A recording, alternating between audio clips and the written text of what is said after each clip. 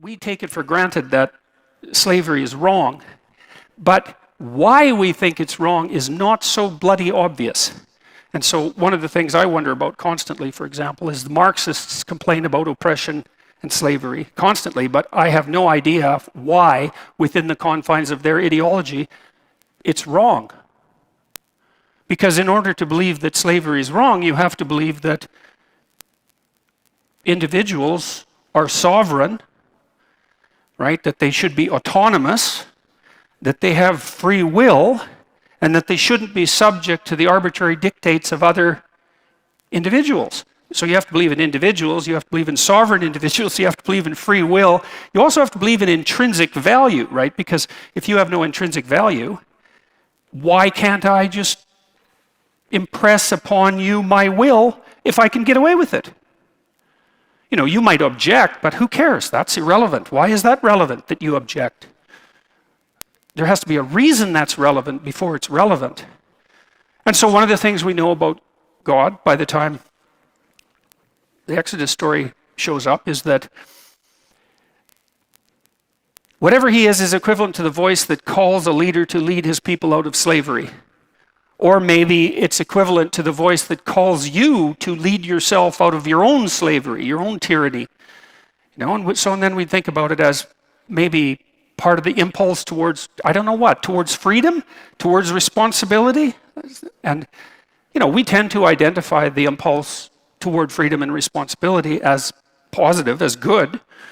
And so to give it to give it a high ethical standing, that drive, that call, isn't an unreasonable thing to do. In any case, God tells Moses that the Israelites need to be free. Now, by that time, we also know something about Israel. So I learned this, I did a series of biblical lectures in 2017, and I learned that the name Israel means those who wrestle with God. And that just flattened me when I learned that, because Israel is regarded as the chosen people. And it's so interesting that the chosen people are those who wrestle with God.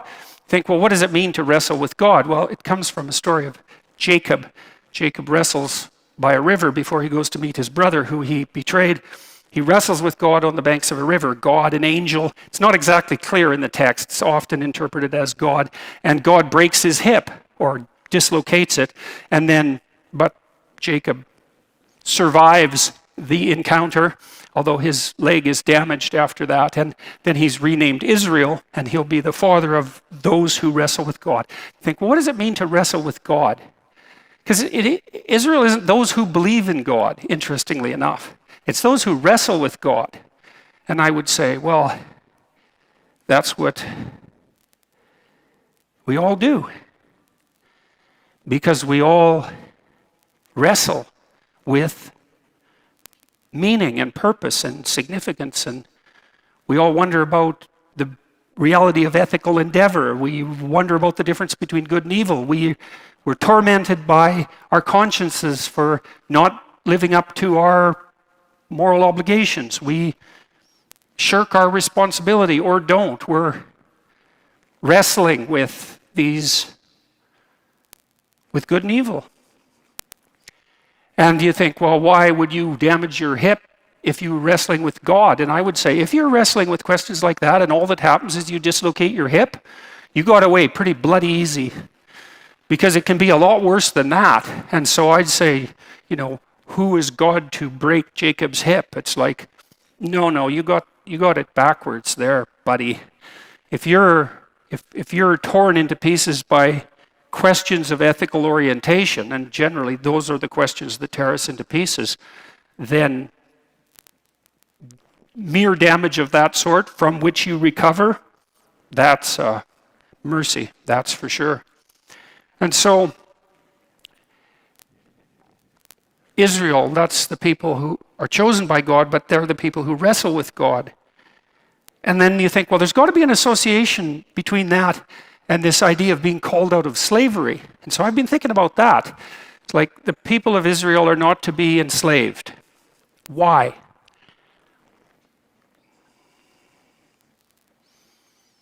Well, how do you determine the course of your life under conditions of duress? You think about it. You think painfully about it. You search your conscience. You try to reconfigure your life. You think in every way you possibly can about the problems that beset you, and maybe you talk over your problems with people that you love, and you try to generate a solution in your discussion, and you do that all honestly. And and that's all wrestling, and maybe you can't do that without freedom. Right? And so if your highest moral calling, in some sense, is to wrestle with God, then freedom is a precondition for that, because if you're doing what someone is telling you, which is what you would be doing if you were enslaved, then you're not wrestling with God, you're just doing what the tyrant tells you. And maybe it's necessary for this wrestling to take place so that we can continually orient and reorient ourselves towards what is good. And I've thought about this partly because I've been thinking recently about the right to free speech and why you have that right. Is it one right among many? It's often conceptualized that way. You're granted a set of rights by the state, one of which is the right to freedom of speech. And why do you have that right? Well, so that you can pursue your own interests, let's say. So you can say what you want to say. Maybe there's a hedonic element. You can say what you want to say and you can do what you want to do. And because you're a free person, you're granted that right. But I don't think that's right. I don't think that's why functional states necessarily grant no.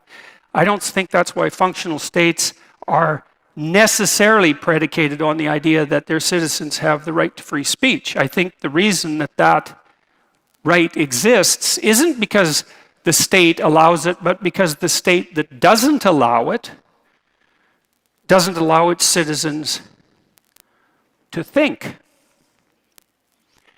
Because that's how you think. You think with speech. You think yourself with speech. Maybe you ask yourself a question and you get an answer. That's thought. God only knows how that works. And you have an answer that emerges to a question you ask yourself, and then maybe you analyze the answer, and maybe you discuss it with other people to see if you can sharpen the answer and test it.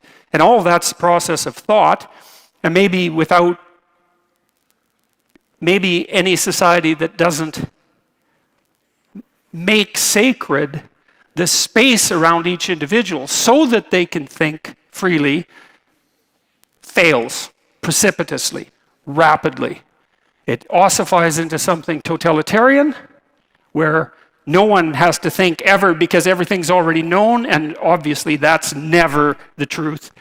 Or it degenerates into chaos because people get so lost because they can't orient themselves anymore by thinking.